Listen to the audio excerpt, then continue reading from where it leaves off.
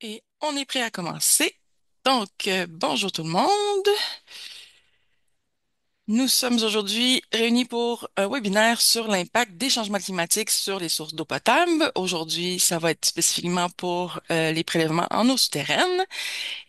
C'est un webinaire qui est présenté en collaboration avec le RQES, l'UQTR, l'Université Laval, l'UQAM. Et on peut vous l'offrir gratuitement grâce au financement du ministère de l'Environnement, de la lutte contre les changements climatiques, de la faune et des parcs dans le cadre du plan pour une économie verte. Je me présente. Mon nom est Myriane Ferlat.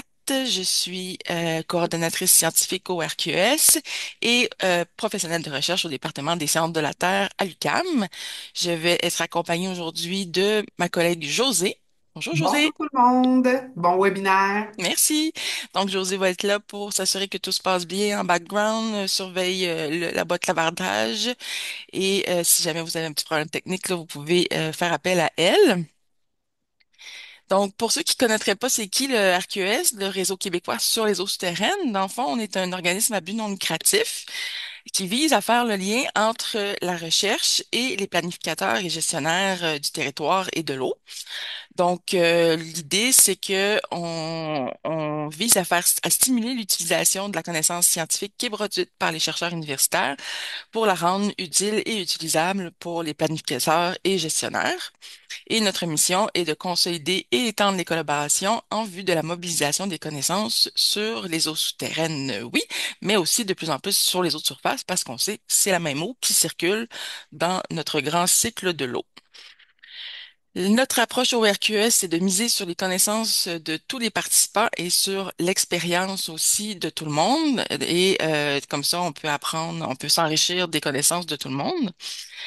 Les outils qu'on va mobiliser, on va avoir des parties de présentation magistrale donc en ligne. Ça va aussi être euh, en alternance, disons, avec des sondages en direct pour garder ça interactif. Et on va finir avec une période de discussion ouverte là, sur les solutions possibles qu'on peut mettre en place pour prévenir ou réduire les impacts des changements climatiques sur nos sources d'eau potable. Vous pourrez utiliser le micro lors des périodes de questions ou de discussion ou en tout temps aussi utiliser le clavardage pour mettre une question, un commentaire. Euh, ou quoi que ce soit. Des fois, je vais vous demander de me faire un pouce en haut là, pour me faire savoir que tout se passe bien et que vous êtes bien là devant votre écran. Maintenant, l'introduction. Pourquoi ce webinaire? En fait, c'est qu'en 2022, il y a l'Université Laval qui a fait une enquête, un sondage auprès des municipalités qui ont un prélèvement de catégorie 1, un prélèvement donc qui alimente plus que 500 personnes et au moins une résidence. Sur les 139 municipalités qui ont répondu, il y avait 80% qui ont dit avoir subi les impacts des changements climatiques. Les sécheresses et les fortes pluies constituaient les événements les plus fréquemment mentionnés. Pour les prélèvements en eau de surface, c'était surtout des impacts au niveau de la dégradation de la qualité, alors qu'en eau souterraine, c'était surtout des impacts au niveau des sécheresses et des pénuries d'eau. La grande question que plusieurs se posent, ben, c'est qu'est-ce qu'on peut faire pour limiter les impacts des changements climatiques sur les sources d'eau potable. Donc ça, c'était les conclusions un peu suite au sondage et aux entretiens qu'on a fait là avec différents acteurs du milieu. Puis, en parallèle, ben, il y a plein de plans qui ont récemment été réalisés ou qui sont en cours. Donc, les plans de protection des sources, les plans de sécurité civile, les plans climat, la mise à jour des schémas d'aménagement et de développement avec les nouvelles OGAT là, qui sont sorties, puis éventuellement la mise à jour des rapports d'analyse de vulnérabilité. Et tous ces plans demandent l'intégration des changements climatiques finalement dans la planification. Suite à ces constats, l'Université Laval a développé un guide qui est en fait une revue de littérature, un état des connaissances sur l'impact des changements climatiques sur les sources d'eau potable dans le contexte québécois. C'est sur ce guide, dans le fond, que se base le webinaire d'aujourd'hui. J'aimerais commencer avec une petite activité brise-glace. Oui, le guide, c'est vrai, José a mis le lien dans la boîte d'abordage si jamais vous l'avez pas téléchargé encore. Donc, Petite activité brise-glace, j'aimerais savoir, vous, quelles sont vos préoccupations en lien avec les changements climatiques en quelques mots? pouvez en mettre plusieurs. Donc, le lien, encore une fois, se trouve dans la boîte clavardage et vous allez atterrir sur une page dans votre navigateur qui va vous demander peut-être de vous connecter ou d'y aller anonymement. Prenez l'option anonyme. Et si vous pouvez me mettre quelques mots, donc, c'est quoi vos préoccupations en lien avec les changements climatiques et sur vos sources d'eau potable aussi. Donc, altération de la qualité, intrusion d'eau saline, les sécheresses, imprévisibilité, ça va vite, les inondations, le rabattement des nappes, comment les intégrer dans les SAD, la recharge, le réchauffement de la planète, disponibilité, pénurie encore, hum,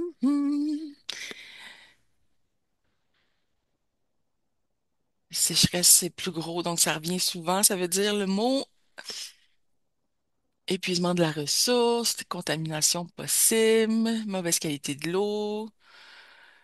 OK, donc c'est bien. Il y a plusieurs de ces éléments-là qu'on va avoir l'occasion de discuter aujourd'hui. Donc, vous pouvez continuer à mettre des mots. J'aime ça vous lire après. Mais sinon, je vais poursuivre de mon côté avec les objectifs d'aujourd'hui. Donc, l'objectif global du webinaire, c'est de sensibiliser les municipalités sur la protection des sources d'eau potable face aux enjeux des changements climatiques. Mais plus spécifiquement, ça va être de comprendre c'est quoi l'impact des changements climatiques sur les sources d'eau potable, apprendre sur les stratégies de protection des sources d'eau et d'adaptation qui sont possibles de mettre en place pour prévenir ou réduire ces impacts et échanger avec les autres sur leurs expériences en lien avec l'impact des changements climatiques sur leur approvisionnement en eau potable. Le déroulement du webinaire va comme suit. On est dans la période d'introduction. Ensuite, je vais faire une première partie sur les changements climatiques et le cycle hydrologique, donc quelques notions de base. Ensuite, je vais parler des aléas climatiques qui ont des impacts sur les sources d'eau potable, comment ils ont cet impact et aussi comment ils vont évoluer dans le futur. Il va y avoir ensuite une petite période de questions suivie d'une courte pause et au retour, on va parler des stratégies, des mesures donc qui sont possibles de mettre en place pour sécuriser les sources d'approvisionnement en eau potable face aux aléas climatiques. Et on va terminer avec une discussion ouverte, donc où je vais vous inviter dans le fond à nous partager qu'est-ce que vous vivez chez vous en lien avec les changements climatiques, qui vos sources d'eau potable, et peut-être que vous mettez des mesures en place qui pourraient être intéressantes pour les autres, ou encore dans vos outils de planification aussi, vous avez déjà des éléments qui sont intégrés là-dessus, donc ça m'intéresse de savoir ça. Donc, première partie, changement climatique et cycle hydrologique. Donc, vous remarquerez sur quelques diapos, il y a une petite pastille qui réfère, dans le fond, aux pages du guide. Évidemment, dans le guide, il y a plus de détails. Donc, si vous voulez aller voir, vous pouvez vous référer aux pages correspondantes.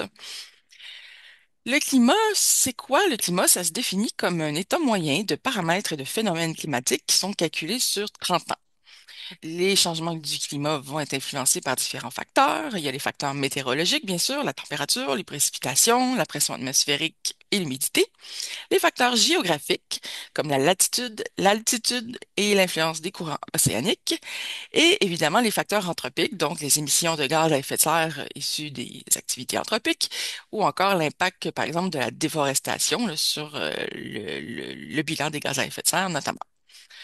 Au Québec, on a 4 régions climatiques. Au nord, c'est le climat arctique. Au centre, le climat subarctique. Au sud-ouest, le climat continental humide. Et au sud-est, le climat océanique et continental humide. Euh, les changements climatiques, eux, vont se définir comme une altération des phénomènes climatiques dont l'amplitude dépasse la variabilité naturelle du climat et qui s'opère sur plusieurs décennies.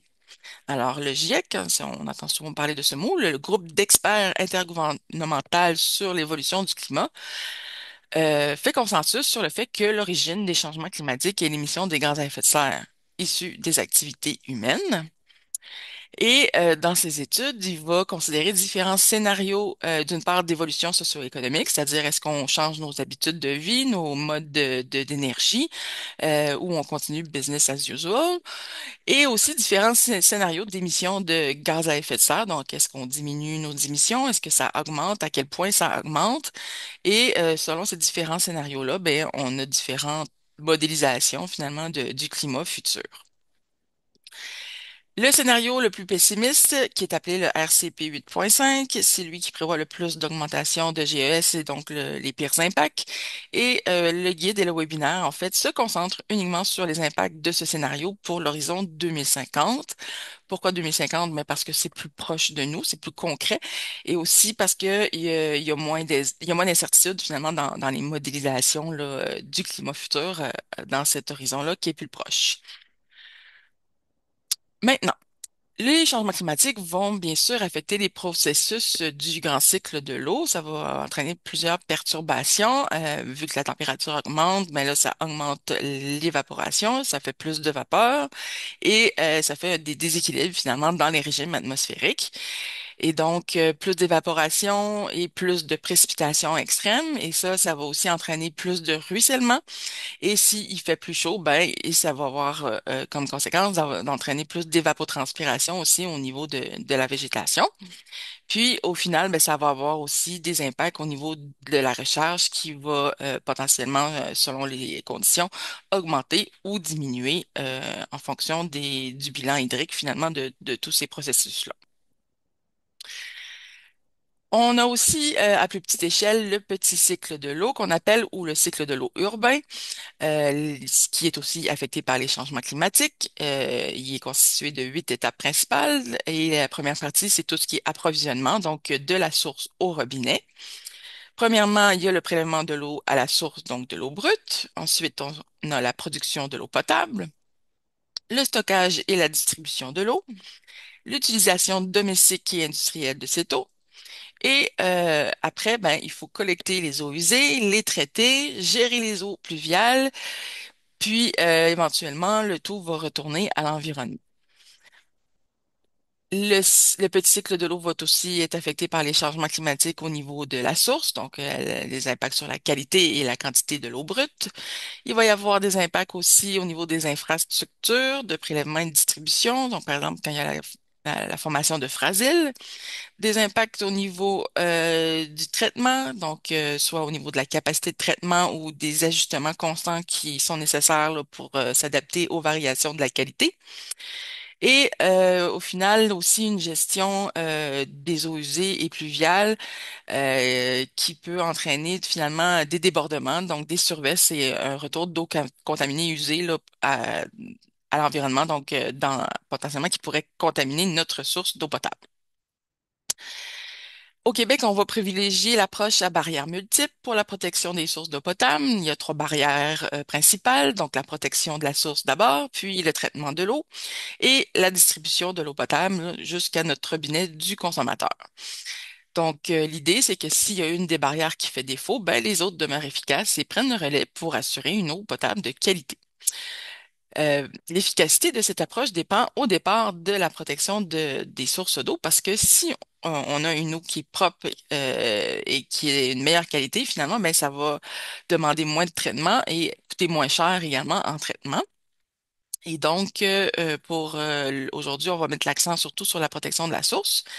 Puis, en contexte de changement climatique, eh bien, l'intégration de la résilience finalement au changement climatique va exiger une approche proactive et adaptable face aux incertitudes et aux différents scénarios possibles pour générer de multiples pistes de solutions. Donc, l'idée, c'est que s'il y a des incertitudes, on peut avoir un scénario A, B ou C qui peut se produire et ça demande donc d'avoir des solutions pour les scénarios A, B ou C également. Les impacts des changements climatiques vont aussi varier en fonction du type de source d'eau potable qu'on a. On peut avoir un prélèvement en eau de surface, donc dans un lac, une rivière ou le fleuve Saint-Laurent. Ça concerne environ le tiers des municipalités au Québec, soit plus de 75% de la population. Pourquoi autant de population? C'est parce que c'est surtout les grandes villes, dans le fond, qui s'alimentent, en particulier dans le fleuve Saint-Laurent. Et donc, ça fait qu'il y a beaucoup de personnes qui s'alimentent en eau de surface. Mais il y a aussi les prélèvements en eau souterraine qui peuvent être soit des puits en nappe libre, donc ces puits-là vont être plus en contact avec l'atmosphère finalement, proche de la surface, et vont donc être plus vulnérables aux variations climatiques à l'extérieur et aussi plus vulnérables aux contaminations qui proviendraient de la surface. On peut avoir un puits en nappe captive qui, lui, va prélever son eau dans un aquifère qui est confiné sous une couche qu'on appelle aquitard. Un aquitard, dans le fond, c'est une unité géologique comme des argiles, par exemple, qui sont très peu perméables et qui permettent pas l'écoulement de l'eau. Et donc, ça va jouer le rôle de barrière hydraulique et donc, ça va être moins vulnérable à une contamination depuis la surface grâce à cet aquifère-là, mais ça va aussi faire en sorte qu'on a moins de recharge dans notre aquifère qui est confiné parce que on n'est pas rechargé directement par l'infiltration verticale pour trouver la zone qui alimente notre puits, donc la zone de recharge. Il faut remonter en amont hydraulique jusqu'à ce que il n'y ait plus cette couche aquitaire-là finalement qui est présente. Donc, au Québec, ce type de source alimente environ deux tiers des municipalités du Québec, soit environ 25% de la population, et ce chiffre inclut ceux qui ont des puits privés. Il y a des cas hybrides aussi en eau souterraine. On peut avoir un prélèvement qu'on dit un puits en filtration sur berge, les puits FSB. Alors, dans ce cas-là, c'est par exemple lorsqu'on a un puits dans les vallées à proximité d'une rivière, on va se retrouver à pomper de l'eau qui est un mélange d'eau souterraine qui provient de l'aquifère en amont et de l'eau de surface qui provient du cours d'eau à proximité. Parce que, en fait, ben, il y a le pompage finalement qui va créer un rabattement du niveau d'eau là, et va créer un appel d'eau finalement du cours d'eau de surface. Cette eau-là va se filtrer un peu par les berges, finalement, les sédiments dans les berges.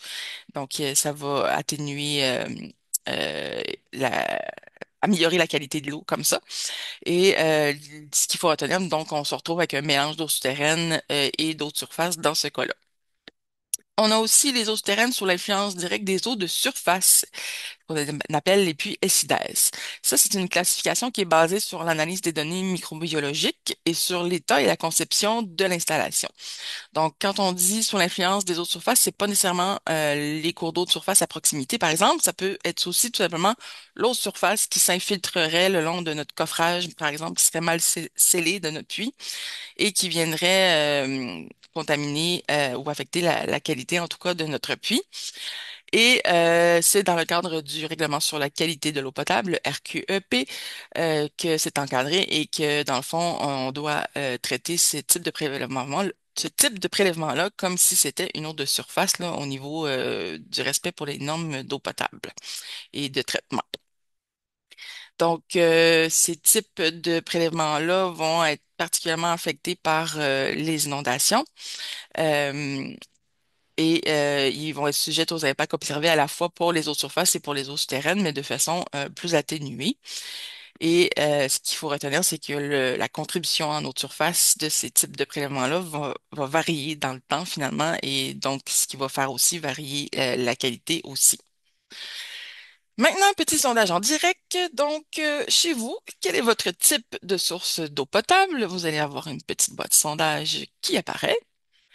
Et vous pouvez mettre plus qu'un choix de réponse. On a aussi les cas de prélèvement mixte qu'on appelle, donc des municipalités qui ont à la fois un ou des prélèvements en eau souterraine et en eau de surface. Et si vous n'êtes pas une municipalité, vous pouvez mettre ne s'applique pas ou il y a encore l'option de je ne sais pas.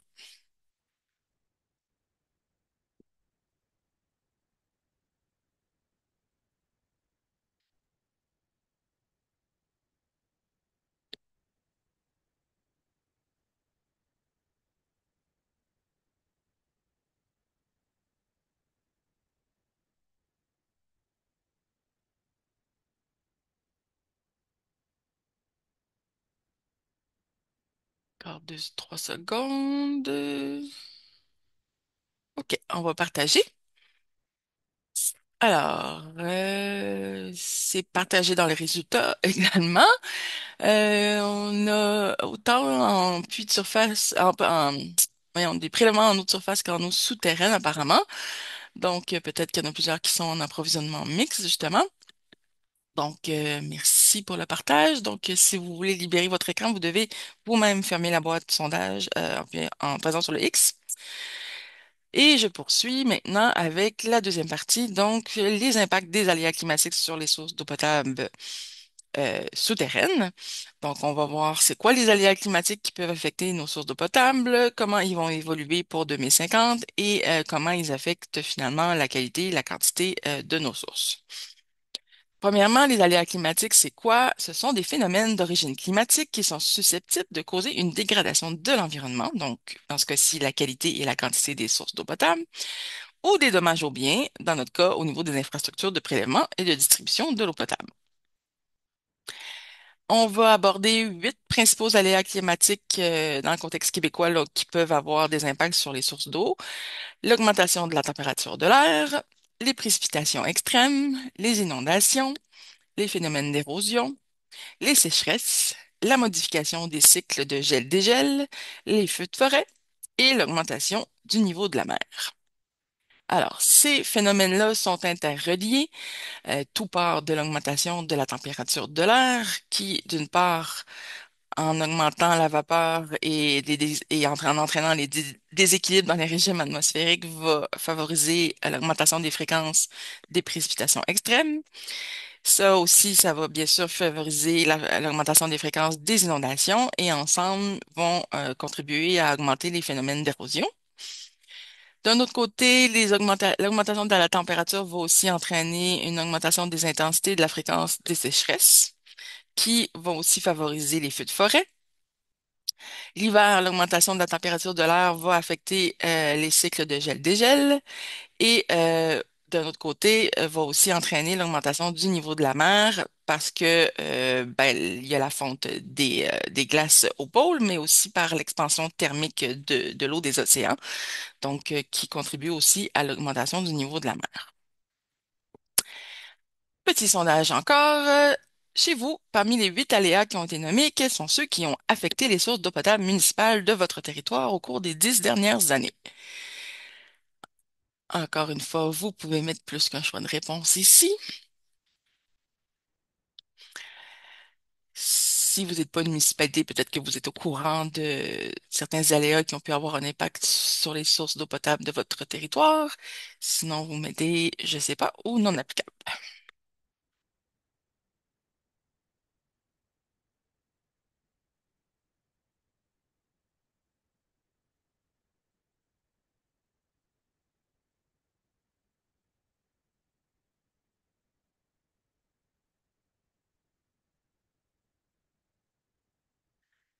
Il y a quelqu'un qui demande, des puits qui subissent des inondations sont-ils automatiquement à statut SIDAS, malgré que la majorité du temps, ils sont FSB?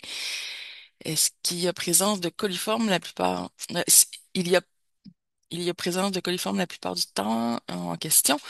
En fait, il faut se référer au RQEP pour savoir si on rentre dans cette classification-là.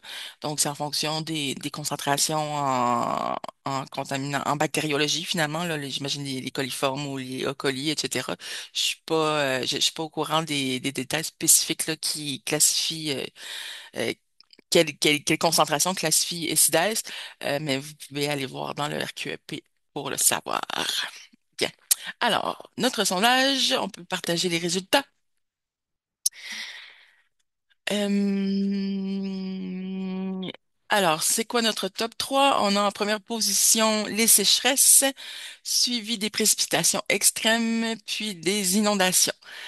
Donc, mon Dieu, c'est vraiment les mêmes résultats à chaque fois de toute la série des webinaires. C'est toujours le top 3 c'est toujours ces 3 aléas-là finalement qui affectent le plus les sources d'eau potable de nos régions au Québec. Donc, c'est signe, je pense, que c'est peut-être là-dessus qu'il faut focuser d'abord là, pour la protection et de nos sources d'eau potable face à ces aléas-là.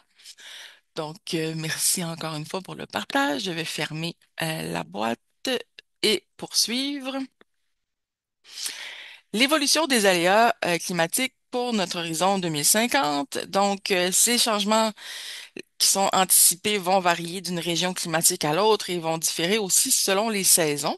Si vous voulez voir tous les détails pour chacun des quatre climats, là, vous pouvez vous référer au guide page 26 à 35.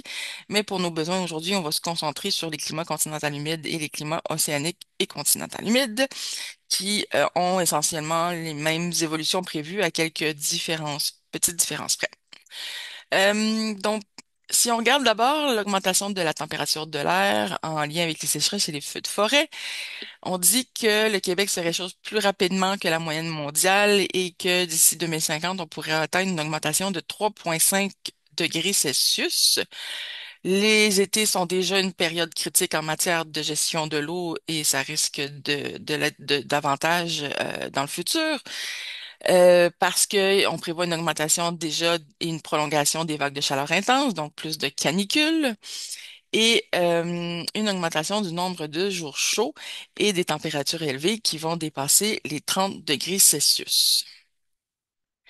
Les étiages, eux, on s'attend à ce qu'ils diminuent fortement à l'hiver et au printemps, puis qu'ils augmentent fortement à l'été et à l'automne. Et aussi, on s'attend à une augmentation de la fréquence des feux de forêt. Ensuite, l'hiver, avec l'augmentation de la température de l'air et la modification des cycles de gel-dégel, eh bien, on s'attend à une diminution de la période de gel de 2 à 5 semaines, ce qui est quand même significatif, là, considérant qu'une saison, c'est 3 mois. On s'attend à une augmentation des températures minimales de plus 10 degrés Celsius et une augmentation de l'intensité et de la fréquence des cycles de gel-dégel. Également, on s'attend à une baisse des précipitations sous forme de neige, donc de plus en plus de précipitations sous forme de pluie, finalement l'hiver. Les précipitations extrêmes, elles, on s'attend à ce qu'il y ait une répartition qui soit inégale en fonction des saisons et de la géographie. Si aussi une augmentation des pluies intenses, en particulier à l'été et à l'automne pour le climat océanique et continental humide. Les études montrent que un maximum annuel qui était observé tous les 20 ans pendant la période 86 à 2005 pourrait réapparaître à une récurrence de 7 à 10 ans d'ici 2050. Et ça, ben, ça a des implications importantes au niveau des infrastructures, entre autres, parce que, dans le fond, nos infrastructures ont été construites en fonction d'aléas de récurrence 20 ans ou 100 ans, par exemple. Et donc, si ça se produit de plus en plus fréquemment, ben là, nos infrastructures, finalement, sont plus résilientes pour ce type d'aléas-là.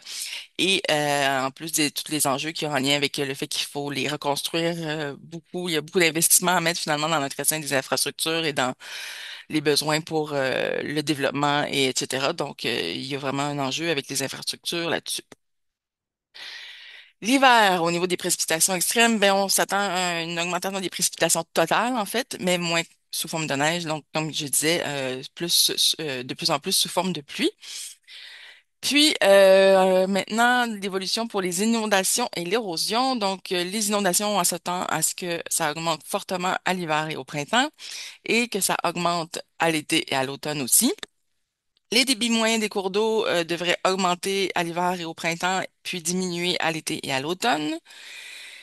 Et concernant les débits maximaux journaliers, c'est là qu'il y a la principale différence entre les deux zones climatiques, c'est-à-dire qu'en climat continental humide, c'est d'abord une augmentation des débits maximaux journaliers à l'hiver et au printemps, suivie d'une forte diminution de juin à novembre, tandis en climat océanique et continental humide, c'est d'abord une diminution des débits maximaux journaliers, suivie à l'été et à l'automne d'une forte augmentation de ces débits. Finalement, pour l'augmentation du niveau de la mer, donc dans notre fleuve Saint-Laurent, en ce qui nous concerne, on s'attend à une augmentation du niveau de 30 à 75 centimètres dans le golfe du Saint-Laurent. À l'heure actuelle, la salinité de l'eau du Saint-Laurent s'étend jusqu'à la pointe est de l'île d'Orléans, ce qui se forme une zone frontale saline. Cette zone frontale saline pourrait migrer vers l'amont du fleuve avec l'augmentation du niveau du Saint-Laurent, donc, et venir affecter les sources d'eau potable dans la région de la capitale nationale. Avant de poursuivre sur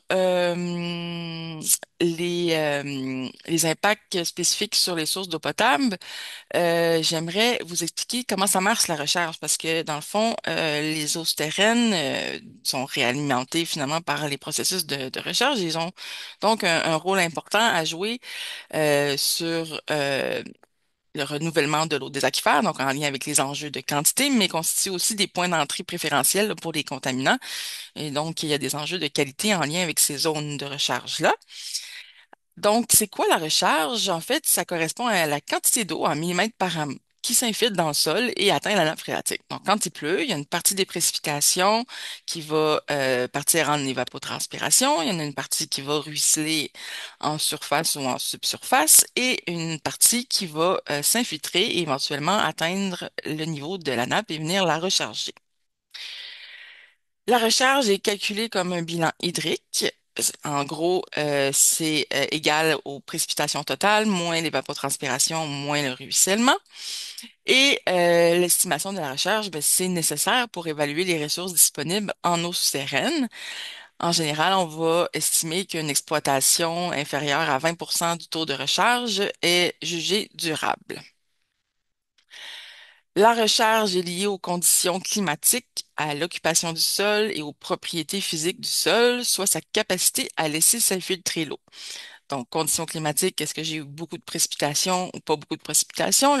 L'occupation du sol, est-ce que j'ai des zones urbanisées qui sont imperméabilisées, par exemple, qui empêchent l'infiltration? Ou au niveau des propriétés physiques du sol, ben, est-ce que j'ai plutôt des sables et graviers en surface qui sont très perméables et qui facilitent l'infiltration, ou j'ai plutôt des argiles ou un roc peu perméable, par exemple, là, qui euh, permet peu l'infiltration de l'eau. Donc, tous ces éléments-là vont influencer finalement euh, la possibilité de recharger nos nappes d'eau.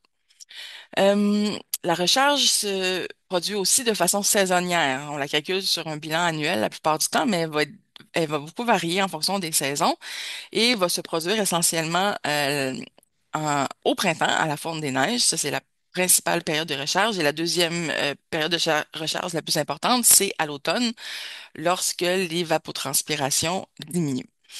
Donc, en fait, l'été, il n'y a presque pas de recharge parce que l'essentiel des précipitations liquides vont être partagées entre le ruissellement parce que les sols plus secs, en fait, sont peu perméables et permettent moins l'infiltration. Donc, ça favorise le ruissellement au départ de l'infiltration. Puis aussi à cause de l'évapotranspiration, parce que ben, il fait plus chaud, fait qu'il y a beaucoup d'évapotranspiration. Et donc, ce qui fait qu'au final, ben, il reste plus beaucoup d'eau finalement pour l'infiltration. Donc, en période hivernale, notre période de recherche principale, qui est à la fonte des neiges, ben, évidemment, la quantité qu'on peut avoir pour le renouvellement de notre nappe, ben, va dépendre de notre accumulation de neige qu'on a eue, soit à l'hiver précédent ou aux hivers des années précédentes, parce il y a un décalement dans le temps quand même là, dans ces différents processus-là.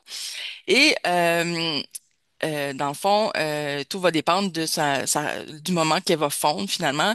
Avec les redoux hivernaux, par exemple, il y a deux scénarios possibles. L'eau peut venir recharger notre nappe pendant l'hiver de plus en plus peut-être, mais ça, c'est à condition que notre sol soit dégelé également, parce que sinon, l'eau de fonte précoce, finalement, va juste être perdue, entre guillemets, dans le ruissellement, puis elle sera plus disponible au printemps là, pour venir recharger notre nappe d'eau souterraine. Donc, c'est un équilibre euh, spécifique finalement à avoir entre les différents processus là, qui vont soit augmenter ou diminuer la recharge au final. En contexte de changement climatique, les études ont montré que on pourrait avoir une augmentation de la recharge annuelle si il y a une augmentation des précipitations annuelles qui dépasse les 150 millimètres par année. Et ce qui est à retenir au final, c'est que tout ce qui peut affecter le rapport évapotranspiration, ruissellement, infiltration peut au final modifier le taux de recharge. Au final, ben, une fois que l'eau s'infiltre et atteint la nappe phréatique, l'eau s'écoule par gravité des niveaux les plus hauts vers les niveaux les plus bas et éventuellement va venir refaire résurgence, soit de façon diffuse et alors va venir maintenir ou créer des milieux humides ou encore refaire surface dans les cours d'eau ou encore de façon ponctuelle. Et à ce moment-là, on va être en présence de sources ou de têtes de ruisseaux situées en pied de talus, par exemple. En période d'étiage, ce qu'il faut savoir, c'est que l'essentiel de l'eau qui coule dans les rivières provient de la part des eaux souterraines. C'est ce qu'on appelle les débits de base. Et donc, en contexte de changement climatique, on peut aussi s'attendre à des modifications des apports souterrains au cours d'eau, en fonction des saisons notamment. Maintenant, on va regarder les impacts de chacun des aléas sur les sources d'eau potable, donc au niveau de la qualité et de la quantité. Et dans le fond, ces impacts vont être différents selon l'environnement de notre prélèvement. Donc, si on est en milieu urbain, forestier ou agricole, on n'est pas en présence des mêmes types de contamination potentielle. Et donc, au niveau des traitements, là, ça va varier par rapport à ça, entre autres. Maintenant, commençons avec l'augmentation de la température de l'air, l'impact sur la qualité. Ce qu'il faut retenir avec les eaux souterraines, c'est que les changements peuvent se manifester de manière décalée par rapport aux impacts observés en surface, hein. Les aquifères ont une certaine inertie, c'est-à-dire que justement, il y a un délai entre le moment où il y a un événement qui se produit en surface et où on peut observer ces impacts sur nos nappes phréatiques. Et donc, si l'augmentation de la température de l'air entraîne éventuellement l'augmentation de la température de l'eau souterraine également, ben on peut s'attendre à une diminution de la qualité de l'eau souterraine parce que finalement, l'augmentation de la température de l'eau favorise la survie de certains micro-organismes pathogènes et favorise aussi la dissolution des contaminants parce que, dans le fond, la température affecte les réactions chimiques et biologiques et augmente la cinétique finalement de ces réactions-là. Au niveau des impacts sur la quantité, comme j'ai commencé un peu à l'expliquer avec la recherche, c'est qu'on se retrouve à avoir de plus en plus une réserve d'eau qui est renouvelée plus tôt, hein, au printemps, mais qui doit s'étirer sur un été plus long. Donc, en ayant une recharge printanière qui est plus précoce, euh, on a dans le fond une quantité d'eau qui est disponible, qui doit, comme je dis, s'étirer sur plus longtemps parce que vu qu'il fait plus chaud, ben, l'été dure plus longtemps également. Puis comme on vient de voir, ben, il y a presque pas de recharge l'été. Donc, tout dépend de ce qu'on peut avoir accumulé comme quantité là, pour passer à travers l'été. Quand il fait plus chaud, ça entraîne aussi une augmentation de la demande, bien sûr, qui peut avoir un impact sur la baisse des niveaux de nappe et entraîner un risque croissant de pénurie d'eau de ce fait. Les sécheresses, elles, qui vont aussi avoir tendance à augmenter en intensité et en fréquence, vont avoir un impact sur la quantité parce que ça aussi, ça fait augmenter la demande et augmenter les risques de pénurie d'eau. Les baisses des niveaux de nappe peuvent aussi entraîner des risques de dénouement de la pompe. Et l'intensification des périodes, des épisodes d'étiage des cours d'eau peuvent être observés à cause de la baisse des nappes d'eau qui sont plus basses. Puis, on peut se retrouver justement avec une altération de la recharge parce que, comme je disais, quand nos sols sont peu humides, sont secs, ça augmente le ruissellement et ce que ça fait qu'au final, on a moins de recharge. Euh, je voulais dire aussi un petit mot par rapport aux baisses des niveaux de nappe. Dans le cas des puits dans le roc, par exemple, l'effet peut être accentué sur l'impact de la quantité dans la mesure où, dans le fond, quand on a un forage dans le roc, on veut croiser le plus de fractures possible. Ces fractures-là vont être productives en eau en fonction de comment ils sont interconnectés, en fonction de leur taille également. Donc, on a des fractures qu'on dit plus productives et des fractures moins productives. Donc, en général, notre forage, il va être alimenté par l'ensemble des fractures qui sont croisées. Mais si notre niveau de nappe descend plus bas que nos fractures dites productives, ben ça va diminuer aussi la productivité de la capacité de notre puits parce qu'on a des fractures qui sont peut-être moins productives sous notre nouveau niveau de nappe qui se trouve plus bas. Donc ça peut aussi expliquer là, pourquoi on a des pertes de capacité là, en période de sécheresse en plus de la baisse des niveaux de nappe. Puis pour les puits de surface, surtout ceux résidentiels, les puits peu profonds, ben évidemment, c'est des puits qui sont peu profonds, généralement à 5 mètres de profondeur. Et si le niveau de nappe arrive en dessous de ça, ben là, on se retrouve à être obligé de recreuser plus profond dans le puits, par exemple. Et ça a des enjeux là, surtout pour les puits privés. Fermez la parenthèse. Les sécheresses, elles, vont avoir un impact évidemment sur la fréquence des feux de forêt également. Au niveau des impacts, il n'y a pas vraiment d'études qui étudient finalement l'impact sur les sources d'eau souterraines, mais théoriquement, on pourrait s'attendre à des changements dans les régimes d'infiltration, notamment à cause de la perte de la végétation de la forêt, là, qui en général favorise le ruissellement au dépend de l'infiltration, et aussi des contaminations potentielles par les cendres, là, si nos précipitations ruissellent et lessivent les cendres et s'infiltrent dans des puits, ben, ça peut venir les contaminer avec les cendres. Les précipitations extrêmes, elles, vont avoir un impact sur la qualité, notamment via les inondations et les phénomènes d'érosion.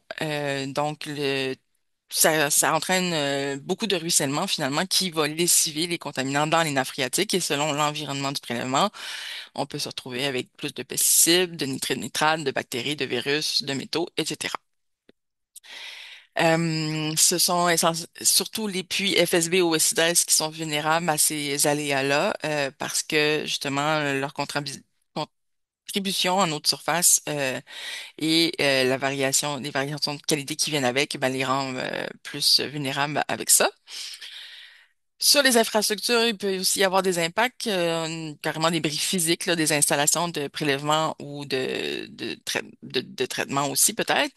Puis, ça a des impacts au niveau de la capacité de traitement parce que, que je disais, une variation plus importante de la qualité de l'eau qui demande d'adapter constamment le traitement. Au niveau maintenant de la modification des cycles de gel-dégel, sur la quantité, l'impact, c'est que ben, avec le raccourcissement des périodes de gel puis l'augmentation de la fréquence des cycles, ben, on va avoir une recharge peut-être plus importante des aquifères lors des épisodes de redoux l'hiver, à condition que notre sol soit dégelé.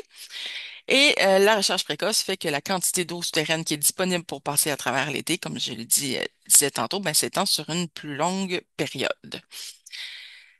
On peut aussi s'attendre à des modifications de l'apport en eau souterraine dans les cours d'eau, justement au printemps et à l'été, avec ces processus perturbés-là.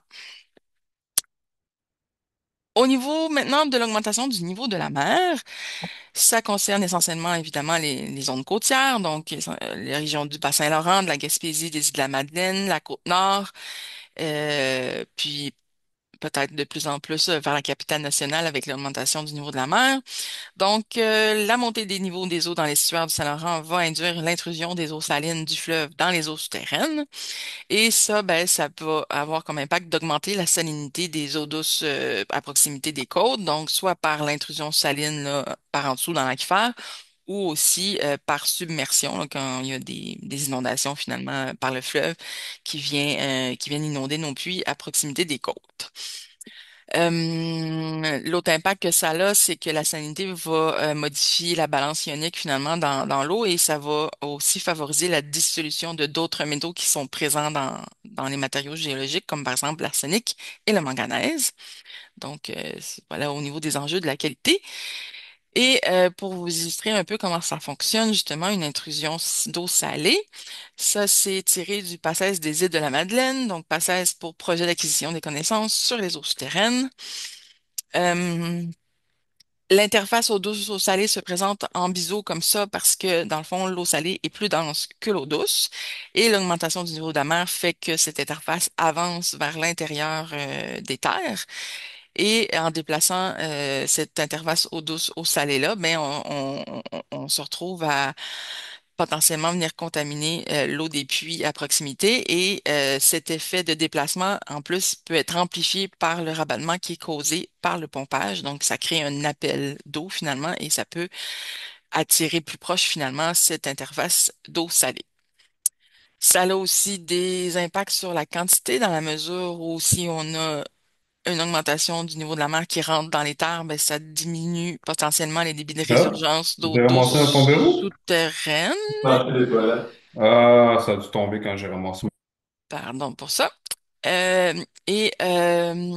Donc diminuer les débits de résurgence dans le fleuve finalement. Et aussi, avec la fluctuation du niveau de la nappe phréatique, venir altérer la zone d'eau douce. Et donc, on se retrouve à devoir modifier nos volumes d'eau exploités parce que si on pompe trop, ben là, on peut trop attirer finalement cette interface d'eau salée-là. Donc, on est restreint finalement dans les débits, dans les volumes d'eau qu'on peut pomper. Ce qui conclut la partie des impacts des différents aléas sur nos sources d'eau potable. Et troisième partie, les stratégies pour s'adapter aux aléas climatiques. Donc, qu'est-ce qu'on peut faire pour diminuer ou prévenir les impacts de ces aléas sur nos sources d'eau potable? On va aborder quelques exemples, mais dans tous les cas, les stratégies peuvent être sous différentes formes, sont très variées, mais en contexte de changement climatique, eh ben, il va falloir penser à intégrer finalement systématiquement les effets potentiels des changements climatiques dans nos opérations, dans la planification, que ce soit dans nos plans de protection des sources, le plan de sécurité civile ou le plan d'adaptation au changement climatique. Il faut aussi penser que ces stratégies incluent une hiérarchisation des risques et l'identification des éléments les plus vulnérables face aux événements climatiques. Donc, justement, c'est quoi les aléas qui sont qui ont le plus de potentiel de venir affecter nos sources, savoir si nos infrastructures sont vulnérables. Donc, c'est important d'identifier tout ça. Des stratégies qui peuvent être à court terme ou à long terme, en prévention ou en réaction. Il y a toute, encore une fois, une variété de solutions possibles. Des stratégies qui vont demander une sensibilité accrue aux signes avant-coureurs des changements climatiques pour renforcer la réactivité. Puis ça va demander, évidemment, ça va demander de suivre finalement des données et puis voir les tendances pour être capable de réagir un peu en amont. Et dans tous les cas, il y a un rôle important pour les communications, la gouvernance, la coordination des différents intervenants, parce que souvent, l'eau potable, ben, ça concerne les travaux publics, mais aussi l'aménagement du territoire, ou l'urbanisme, les départements d'environnement. Donc, il faut se coordonner. Et peut-être aussi, ça peut demander, moins en eau souterraine qu'en eau de surface, là, mais quand même une collaboration, une concertation amont-aval, notamment si notre aire d'alimentation de notre puits se trouve chez une municipalité voisine. Les outils sont multiples et complémentaires. Tout d'abord, les outils peuvent être réglementaires, donc les normes opposables aux citoyens et aux entreprises pour le contrôle des activités humaines. Il y a différentes échelles de réglementation finalement, soit au niveau provincial, il y a par exemple le règlement sur le prélèvement des eaux et leur protection, le RPEP. Il y a la politique de gestion des rives du littoral. Au niveau des MRC, il y a les documents complémentaires des schémas d'aménagement qui peuvent avoir office pouvoir réglementaire. On a aussi au niveau municipal des réglementations d'urbanisme qui peuvent contrôler mieux finalement le développement dans les zones qui sont déjà à risque, où il y a des enjeux de disponibilité de l'eau ou de qualité d'eau, par exemple. Et une municipalité peut aussi émettre des restrictions d'usage là, pour prévenir les pénuries d'eau, notamment. D'autres types d'outils qui sont pas réglementaires, il y a les outils de planification et de concertation, donc tout ce qui est stratégie, plan de gestion, plan d'action, plan de mesure d'urgence. On peut aussi avoir des outils volontaires, donc c'est tout ce qui est sensibilisation, éducation pour encourager des changements de pratiques. Donc, par exemple, les campagnes d'économie d'eau potable.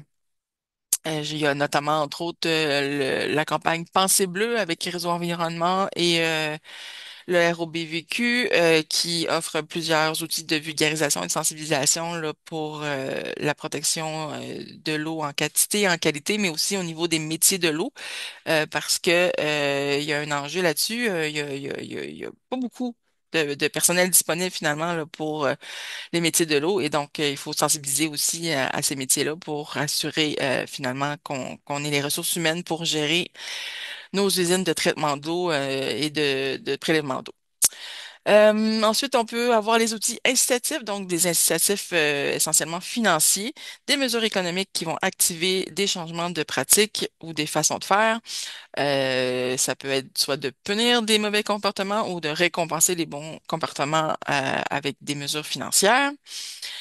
Des outils non réglementaires peuvent aussi être de type acquisition de connaissances, mais aussi gestion de ces connaissances-là. Donc, oui, c'est important de comprendre les phénomènes qui affectent nos sources d'eau potable en faisant, par exemple, des études de caractérisation.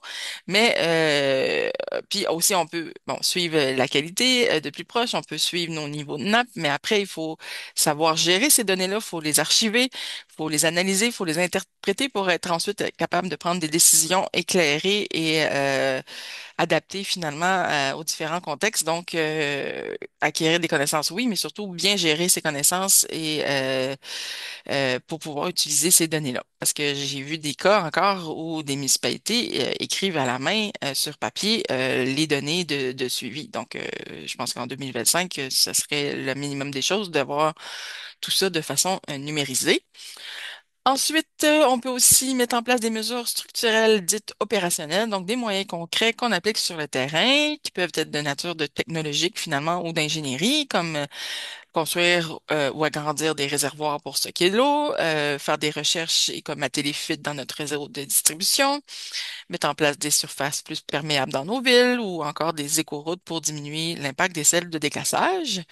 Ces solutions peuvent aussi être basées sur la nature, donc tout ce qui est maintien des services écologiques finalement de nos milieux naturels et humides, les conserver, les restaurer. Ils ont des rôles importants à jouer là, pour euh, notamment au niveau de la qualité de l'eau, mais aussi de la quantité. Et ces mesures-là peuvent aussi être de végétaliser les bandes riveraines, par exemple, ou les milieux urbains, ou encore pour prévenir les inondations, entre autres, là, tout ce qui est concept de espace de liberté des cours d'eau.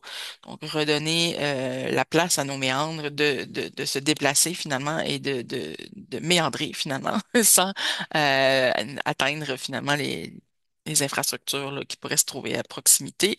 On veut les construire plus loin. Maintenant, je vais présenter, pas par aléa, mais plutôt par impact des aléas, c'est quoi les mesures qu'on peut mettre en place, là, notamment ici en lien avec les risques de pénurie d'eau. On parle d'abord, on peut augmenter la capacité de stockage de notre réservoir ou en construire un. Donc, l'idée, c'est de pouvoir avoir des réserves d'eau quand il y en a beaucoup pour avoir des réserves pour quand il y en a moins. Je veux dire, accumuler l'eau quand il y en a beaucoup pour avoir des réserves quand il y en a moins. On peut analyser l'option de raccorder un secteur de la municipalité à un aqueduc d'une municipalité voisine. Il y a plusieurs municipalités au Québec que c'est le cas. L'eau n'est pas disponible de façon homogène et égale partout sur le territoire et donc parfois on n'a pas le choix. Il faut faire affaire avec une municipalité voisine qui elle, a une meilleure disponibilité d'eau. On peut avoir une installation d'une prise d'eau d'appoint, donc une prise d'eau d'urgence, bref, je pense qu'en contexte de changement climatique, c'est de plus en plus essentiel d'avoir une prise d'eau, un plan B finalement en cas d'interruption de service, par exemple. On peut penser à aménager de nouveaux puits aussi pour mieux distribuer les pressions sur l'aquifère. Des fois, on a des aquifères qui sont peu productifs et au lieu d'avoir la pression au même endroit finalement pour le pompage de l'eau, ben on peut distribuer cette pression-là en ayant plusieurs puits répartis sur le territoire. On peut aussi penser entretenir et réhabiliter nos puits. Ça, c'est quelque chose qui est souvent peu connu, mais un puits, ça a une durée de vie. Ça a besoin d'être entretenu.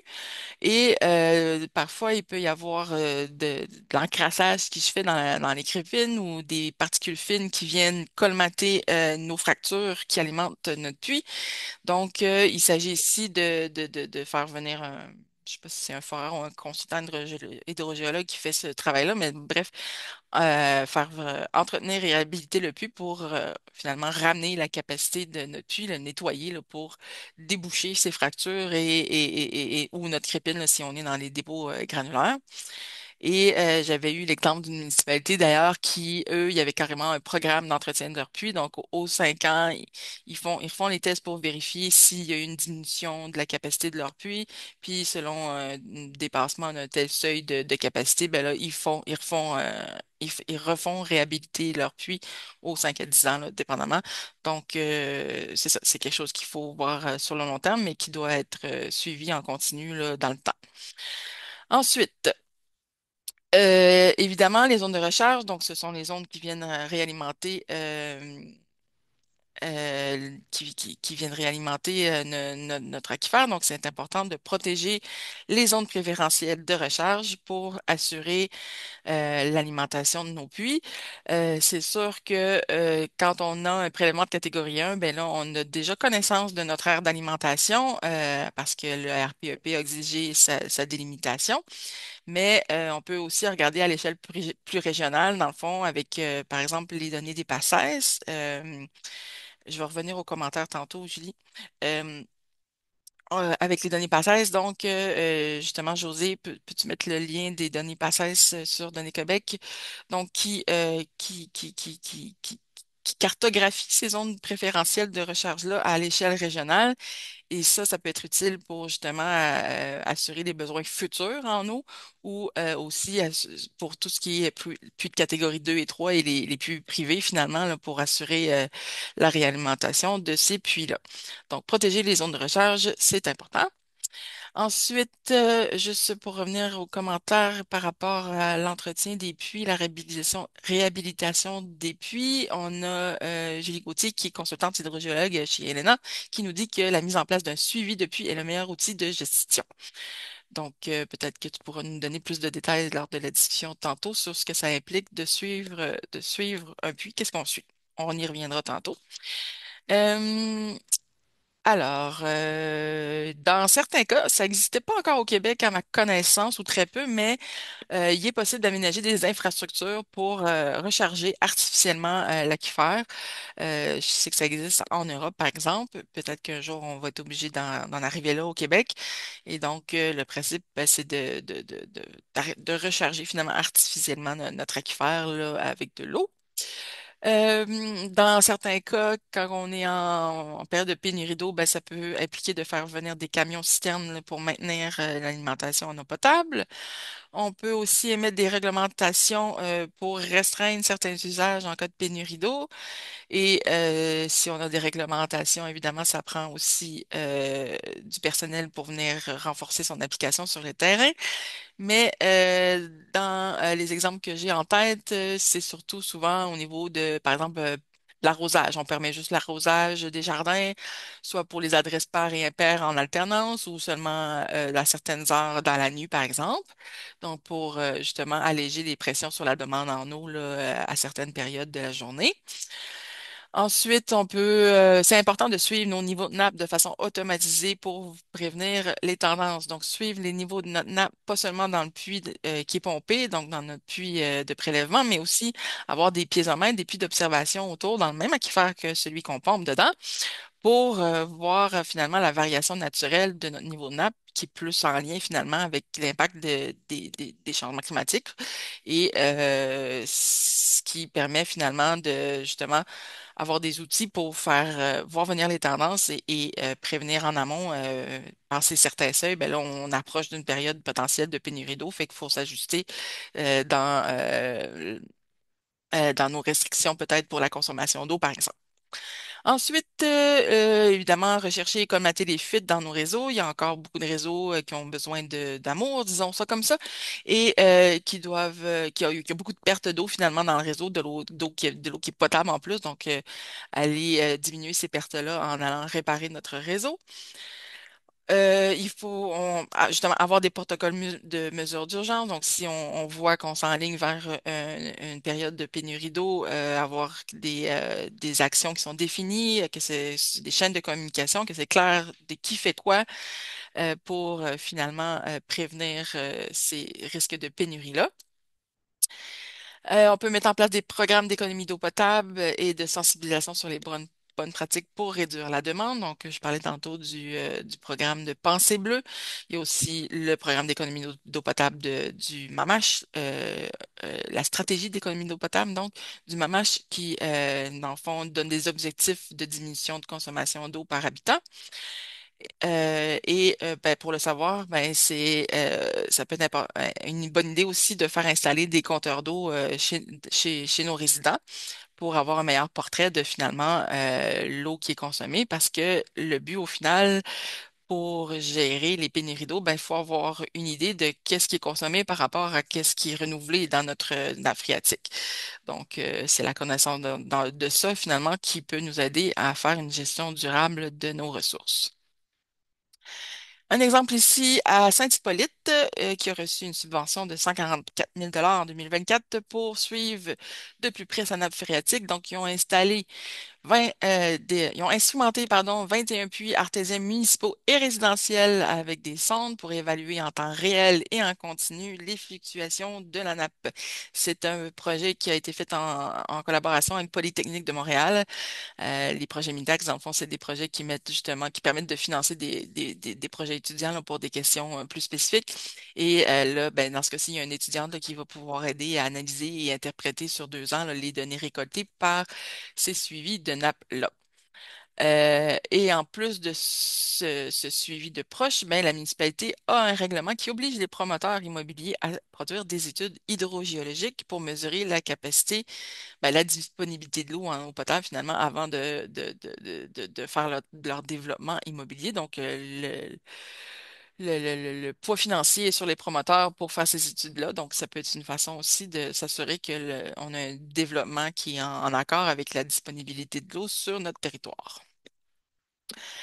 Un autre exemple ici que j'ai croisé dans l'actualité, c'est à Sainte-Luce, dans le Bas-Saint-Laurent, où il y a une entreprise Terre-Eau, qui est un service agro-conseil au Bas-Saint-Laurent, donc qui ont fait le test sur un demi-hectare, un projet pilote, donc de laisser finalement les épis de maïs en place pour permettre à la neige de rester sur place, donc de pas partir avec le vent finalement. Et ça favoriserait finalement la recherche de l'aquifère, non seulement pour les agriculteurs qui exploitent les territoires, mais aussi pour la municipalité de Sainte-Luce. Donc, l'idée, c'est que si on capte la neige, qu'on la retient sur place, ben, cette neige va éventuellement fondre. Et si le sol n'est pas gelé, ben, elle va pouvoir s'infiltrer et recharger la nappe. Et quand on recharge la nappe, ben, si on a un puits de surface, ben, ça veut dire plus d'eau pour nos besoins agricoles et nos besoins municipaux. Et dans ce petit projet pilote-là de un demi-hectare, les résultats ont permis d'offrir 13 heures de plus de consommation en eau potable à la municipalité de Sainte-Luce. Donc, ça peut être un exemple justement en milieu agricole là, de favoriser finalement, aider notre nappe aider la recharge finalement à se faire là où on a besoin.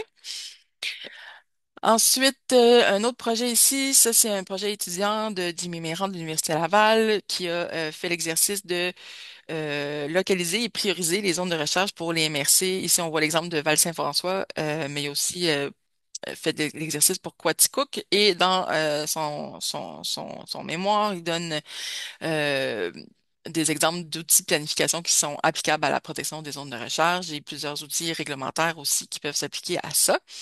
Ça va être dans ma liste de ressources utiles que vous pourrez avoir à la fin du webinaire. Et dans le fond, il y a tout un tableau une liste d'actions potentielles là, qui peuvent être intégrées dans la planification là, pour protéger nos zones de recharge et assurer la qualité et la quantité de l'eau potable. Ici, on a un exemple pour la ville de Sherbrooke qui en ce moment fait une campagne de mobilisation de propriétaires volontaires pour faire installer gratuitement des compteurs. Ici, c'est pas pour des fins de taxation, mais pour estimer finalement la consommation d'eau potable résidentielle de la ville, identifier les sources de gaspillage, les fuites ou les pertes d'eau et pouvoir planifier au final une gestion efficace des infrastructures municipales. Donc, ça peut être une façon intéressante d'avoir un meilleur portrait, comme je disais, là, de ce qui est consommé sur notre territoire. Ici, il n'y a pas de taxation, mais j'ai vu dans d'autres exemples où justement une municipalité qui est très limitée finalement dans sa quantité d'eau disponible, ben, elle permettait gratuitement une première quantité d'eau. Je pense que c'était 250 litres par jour par unité familiale ou par logement. Et si cette quantité-là était dépassée, ben là, il y avait une tarification là, au mètre cube de surplus là, qui était imposée. OK. Maintenant, si on regarde les mesures possibles au niveau de la diminution de la qualité, des enjeux de qualité, donc ça part surtout par la gestion des activités anthropiques, donc des menaces, telles qu'identifiées dans l'ordre d'alimentation des puits, là, dans l'exercice qui a été fait pour les rapports d'analyse de vulnérabilité. Donc, où il y a eu tout un exercice d'identification des risques et des menaces qui se trouvent à l'intérieur des aires d'alimentation des puits de catégorie 1. L'idée, c'est d'aller gérer les risques d'apport en contaminants dans ces aires-là, poursuivre les inspections et l'application réglementaire, en particulier dans ces endroits-là, et évaluer le contrôle des activités incompatibles qui pourraient représenter un danger là, pour la qualité de notre eau. Un exemple ici d'outils qui peut être utile, c'est récemment, il y a le MAMAS qui a lancé un programme qui s'appelle Buis, qui a une enveloppe de 80 millions de dollars, donc pour aider les municipalités à faire mettre aux normes finalement les installations individuelles de traitement des eaux, donc les fosses septiques là, qui seraient pas encore conformes aujourd'hui et qui constituent des sources potentielles de contaminants pour les eaux souterraines et les eaux de surface. Tout ce qui maintient des services écologiques des milieux naturels et humides qui ont le rôle de filtrer l'eau et de réduire le lissage des contaminants, profitons-en. Sont des services gratuits, donc préservons-les, gardons-les en place. S'assurer que notre puits est bien scellé, donc pour éviter les infiltrations directement depuis la surface. Donc ça, c'est notamment en cas d'inondation. C'est important que notre infrastructure soit bien scellée pour éviter que ça s'infiltre le long de notre puits. Euh, Pour protéger les zones de recharge, ben, on peut aussi acquérir des terrains, les mettre en conservation là, avec notre plan d'urbanisme ou notre schéma d'aménagement. On peut mettre en place des écoroutes pour diminuer l'impact des sites de déglaçage, comme que je mentionnais tantôt. On peut intensifier le suivi de la qualité en temps réel aussi pour anticiper les variations puis adopter notre traitement en conséquence, surtout quand on est en puits FSB ou SIDAS. On peut mettre en place des protocoles d'intervention d'urgence pour ajuster le traitement en fonction de seuils critiques. Et on peut examiner la mise en place de technologies de traitement d'eau supplémentaires ou adaptées aux conditions changeantes. Évidemment, si on a des nouveaux enjeux de qualité puis que notre traitement n'a pas été construit pour ces types de paramètres-là, ben, on n'a pas le choix d'avoir des nouvelles installations de traitement pour répondre à ces nouveaux enjeux de qualité-là. Et souvent, ben, évidemment, quand on a des problèmes de qualité de contamination, ben, il faut émettre des avis d'ébullition. Et ça, il existe des fiches aussi là-dessus pour décrire comment mettre des avis d'ébullition en place. Euh, un exemple ici, dans le plan de protection des sources de la ville de Richmond, dans un des objectifs, ils ont mis de s'assurer que la tête des piézomètres et des puits soit étanche. Donc, comme je disais, s'assurer que notre puits est bien scellé et aussi de rehausser au-dessus de la cote d'inondation 0-100 ans leur puits.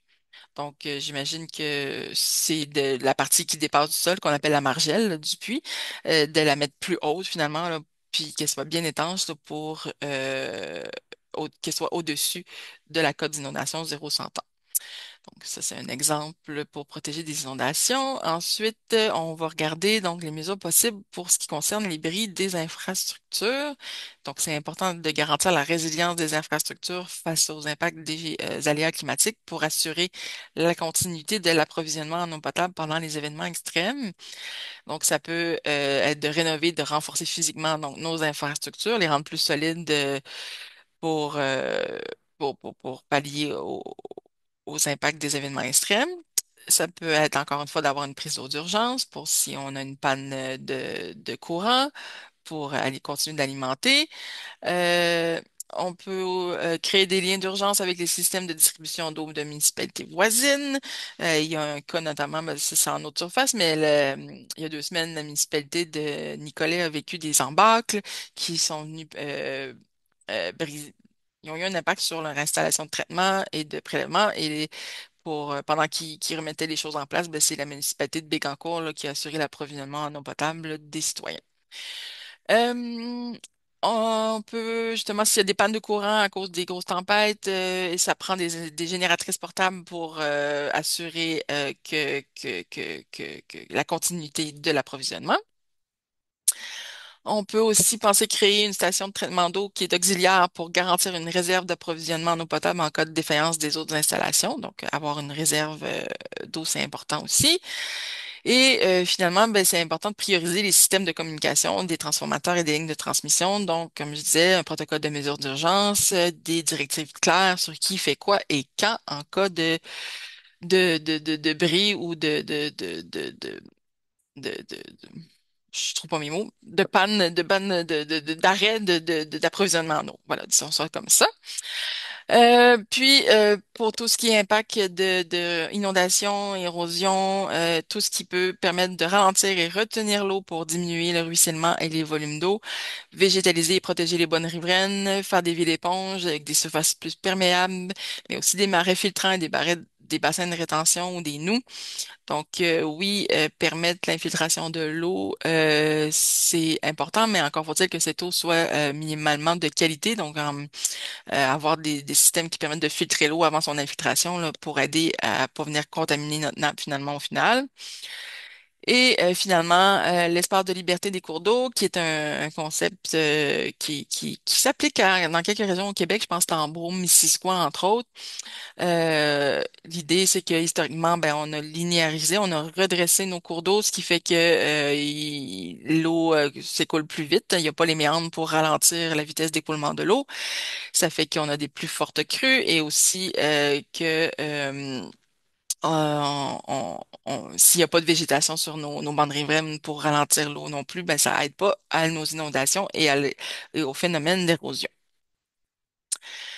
Un exemple ici pour les infrastructures, c'est le Centre d'expertise et de recherche en infrastructure urbaine, le CERIU, qui offre un outil de résilience des actifs qui a pour objectif d'accompagner les municipalités dans leur démarche de résilience en les aidant à effectuer d'abord un diagnostic justement pour identifier les niveaux de vulnérabilité de leurs infrastructures et des fiches avec des pistes de solutions en termes d'adaptation au changement climatique. Donc, il y a différents aléas qui sont adressés, là, forte précipitation, sécheresse et tempête, et des fiches pour aider soit à la connaissance des risques, à la prévention et l'adaptation, à la réaction face à un événement, à l'après-événement, comment on récupère et on reconstruit, et aussi comment on peut gérer et mieux planifier là, tout ça. Donc, je trouvais que ça avait l'air intéressant, toutes ces fiches-là. Ça va aussi se retrouver dans ma liste de ressources utiles. Un autre exemple ici en lien avec les solutions nature, c'est Nature Québec qui a fait un projet pilote avec la MRC de Papineau et ils ont développé un guide, les solutions nature pour le climat en milieu municipal. Donc ça aussi, le lien va se retrouver dans la liste en question si vous voulez aller voir, avoir des idées pour vous inspirer. Finalement, les mesures possibles en lien avec les intrusions d'eau salée, eh bien, ça va être de suivre de plus proche, de plus près la salinité de notre eau pour voir comment ça évolue. Ça peut être de modifier nos débits prélevés pour réduire l'intrusion d'eau salée, mais faut savoir que une fois que notre eau est contaminée par ça, ben on peut pas revenir en arrière. Notre puits entre guillemets est foutu et ça pourrait demander éventuellement de rechercher de nouveaux sites de prélèvement en eau souterraine qui sont plus loin de la côte. Donc ça fait le tour des exemples de solutions que j'ai pu traverser. En conclusion,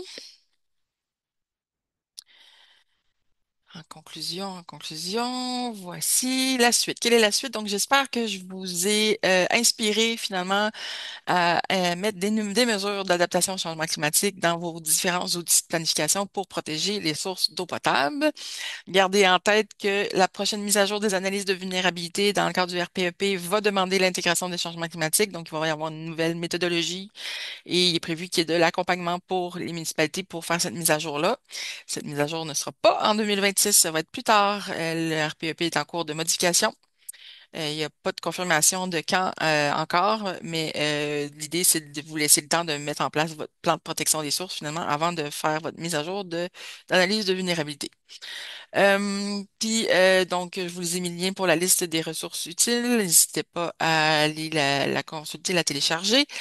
À la fin de la série de webinaires, donc il en reste le dernier va être le 28 avril pour le volet eau souterraine et à la fin de tout ça, je vais envoyer les versions finales des présentations surface et eau souterraine à toutes les personnes qui se sont inscrites et aussi il est prévu d'avoir des enregistrements vidéo disponibles en rediffusion pour ceux qui n'auraient pas eu l'occasion de suivre le webinaire. Dans tous les cas, vous pouvez me contacter à cette adresse pour toute question, commentaire et ben voilà, ça conclut pour moi le webinaire, mais j'aimerais vous laisser un petit mot de la fin.